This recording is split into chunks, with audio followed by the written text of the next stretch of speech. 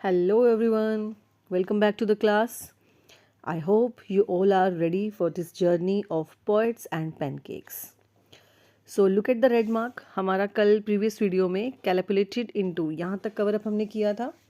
हमने पढ़ा था प्रीवियस वीडियो में कि किस तरह एक लॉयर की वजह से एक लेडी एक्ट्रेस जो कि इतना उसको एम्बैरस होना पड़ा कि उसने क्या बोल दिया है. आफ्टर दैट उसे इतना बुरा लगा कि वो उस टेरर से कभी बाहर नहीं आ पाई और उसका लाइफ टाइम करियर फिनिश हो गया.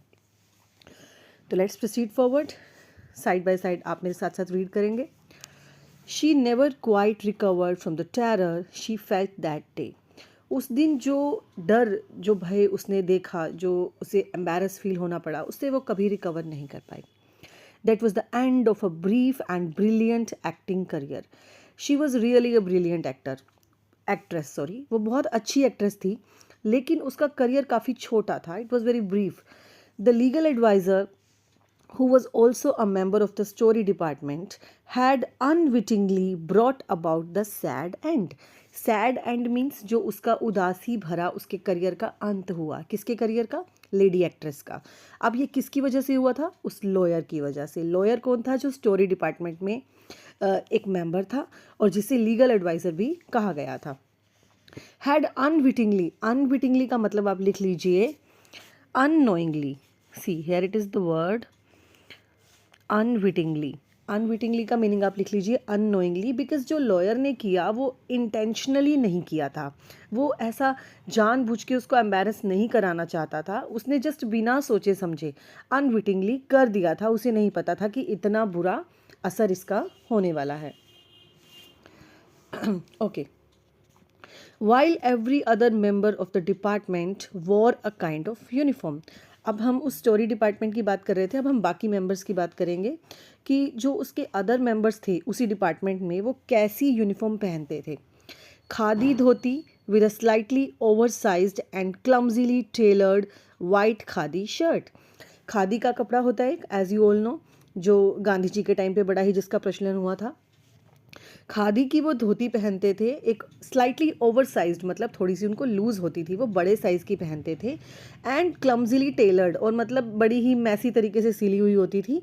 वाइट खादी शर्ट और ऊपर क्या होती थी उनकी? वाइट कलर की खादी की शर्ट होती थी. The legal advisor war pants. जो लीगल एडवाइज़र था वो क्या पहनता था? पैंट्स पहनता था, वो धोती नहीं पहनता था. एंड अ टाई, और एक टाई पहनता था.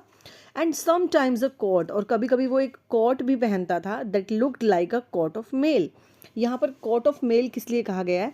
जैसे कि हमारा कोई बहुत बड़ा सा कोट होता है, जैसे सोल्जर्स वियर करते हैं, उस तरह का कोट आप सोचिए, और उस पर छोटे छोटे से मेटल्स के डिज़ाइंस बने होते थे, उसे बोलते थे कोट ऑफ मेल. तो वो जो लीगल एडवाइज़र पैंट पहनता था और टाई पहनता था, उसके ऊपर जो कोट पहनता था वो कैसा होता था? जैसे कि सोल्जर्स वो खड़े होते हैं ना, मैदान में तैनात खड़े होते हैं रक्षा करने के लिए, सेनानी टाइप, उस तरह की उसकी यूनिफॉर्म होती थी. आजकल के सोल्जर नहीं, प्रीवियस टाइम के सोल्जर्स की यूनिफॉर्म की बात की जा रही है. ओके, आगे देखिए. Often he looked alone and helpless. ज़्यादातर वो कैसा नज़र आता था? अकेला और बेचारा सा, हेल्पलेस, असहाय. A man of cold logic in a crowd of dreamers. A neutral man in an assembly of Gandhiites and Khadiites. अब ये गांधीआइटीज़ और खादीआइटीज़ क्या है? देखिए, Gandhiites and you can see the words here. Khadi dhoti पहनते थे. गांधीआइटीज़ एंड खादीआइटीज़. गांधीआइटीज़ और खादीआइटीज़ उनको कहा गया है जो गांधी के विचारों को फॉलो करते थे, गांधी जी को फॉलो करते थे. खादीआइटीज़ मीन्स जो खादी के कपड़े पहनते थे, खादी को भी इनका प्रचलन बढ़ाते थे. Clear? Okay. Next we have, अब क्या कह रहे हैं कि जो ये एक आदमी था, ये ऐसा था जो बड़ा ही न्यूट्रल मैन था, जिसकी हम बात कर रहे हैं. बड़ा ही न्यूट्रल का मतलब ना तो पॉजिटिव ना नेगेटिव, किसी चीज़ में हाँ नहीं, किसी चीज़ में ना नहीं, पैसिव सा. तो वो गांधी को और खादी को फॉलो करते थे.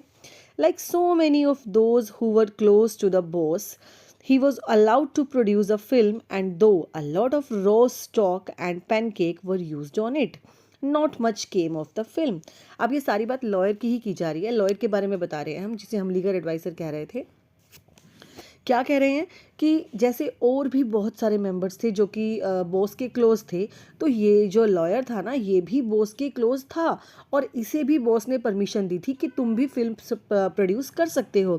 तो इसने फिल्म प्रोडक्शन भी स्टार्ट की और उसके लिए बहुत सारा पैनकेक जो प्रोडक्ट था मेकअप का वो मंगाया गया और यूज़ भी किया गया। लेकिन इसकी फिल्म में से not much came of the film का मतलब क्या है कि इसकी फिल्म में से कुछ ज़्यादा बाहर नहीं आया। Not much came of the film मतलब प्रोडक्शन जो थी वो अच्छी नहीं हुई, आउटपुट जो है वो अच्छा नहीं आया। मीन्स कहने का मतलब है इसकी फिल्म नहीं चली। Then one day the boss close down the story department. एक दिन फिर बॉस ने क्या किया, स्टोरी डिपार्टमेंट बंद कर दिया कि जब इनकी फिल्म अच्छी नहीं चल रही है, काम नहीं हो रहा है, सक्सेस नहीं मिल रही है। And this was perhaps the only instance in all human history. और ये शायद इतिहास में, ह्यूमन इतिहास में पहला कोई एग्जाम्पल इंस्टांस ऐसा था वेयर जहाँ पर एक लॉयर ने अपनी जॉब खो दी। A lawyer lost his job because the poets were asked to go home. मतलब कहने का मतलब है यहाँ पर जितने भी पोएट्स थे, लॉयर्स थे, इन सब की जॉब चली गई जो सारे एक स्टोरी डिपार्टमेंट के अंडर आते थे। देखिए स्टार्टिंग में ही आपको बताया था कि जो स्टोरी डिपार्टमेंट है इसके अंदर look at this lines, story department comprising a lawyer and N assembly writers and poets. तो यहाँ पर ये सब थे। Clear? Let's proceed forward.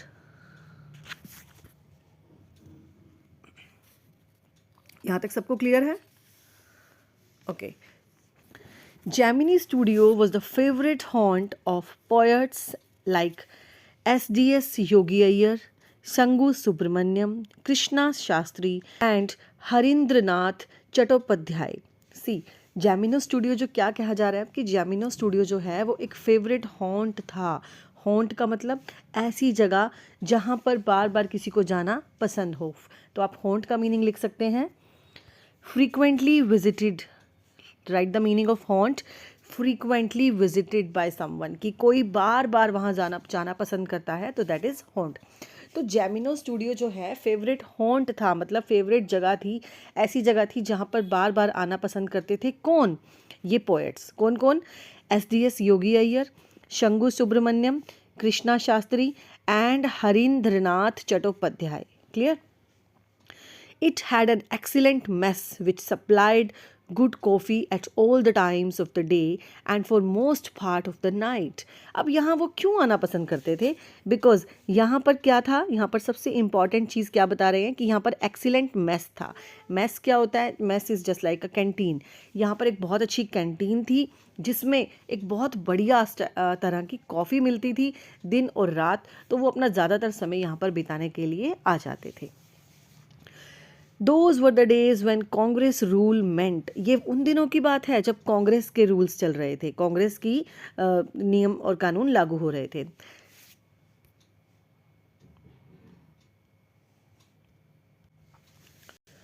Prohibition and meeting over a cup of coffee was rather satisfying entertainment.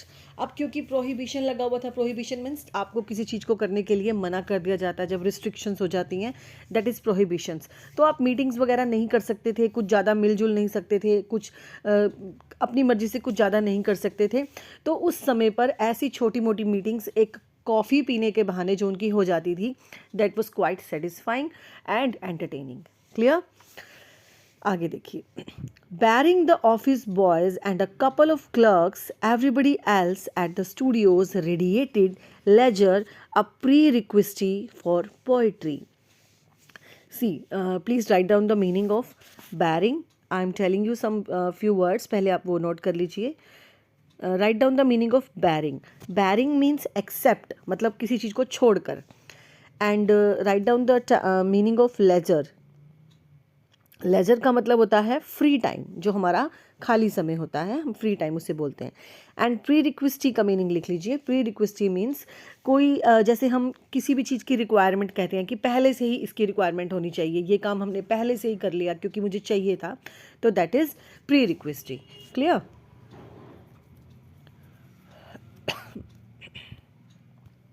Okay, so once again I am reading these lines.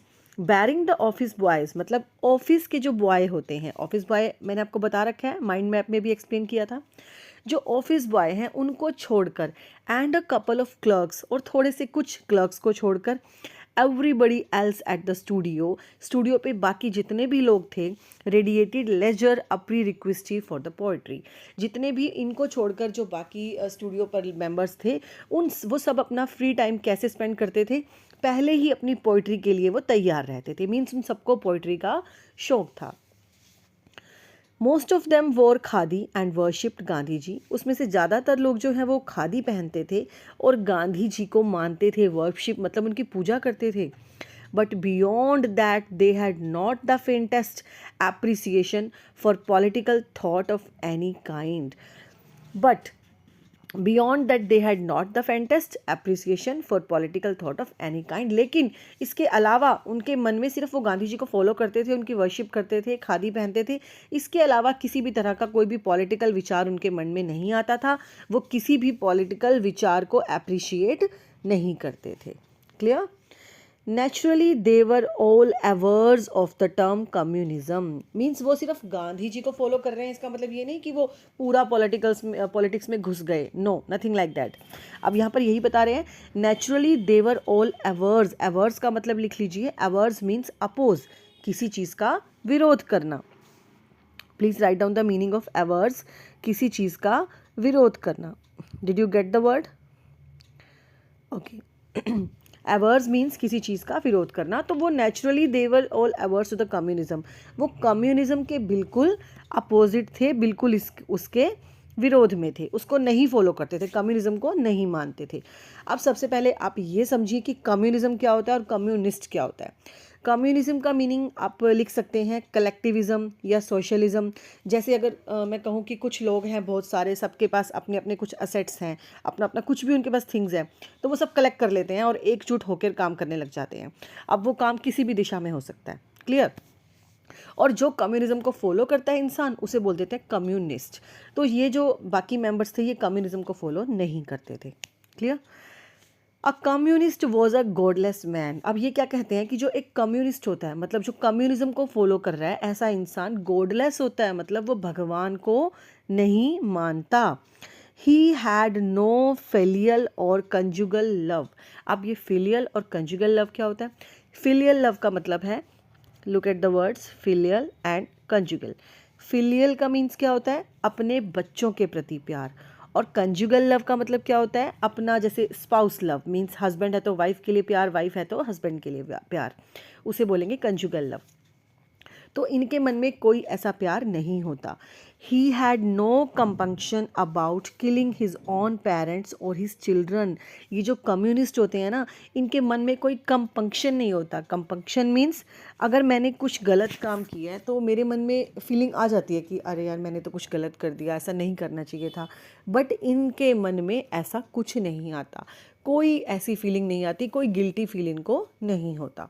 तो इनको कोई compunction feel नहीं होता। अगर ये अपने बच्चों को भी मारना पड़ जाए इनको, चाहे अपने पेरेंट्स को मारना पड़ जाए, इन्हें कोई फील नहीं होगा।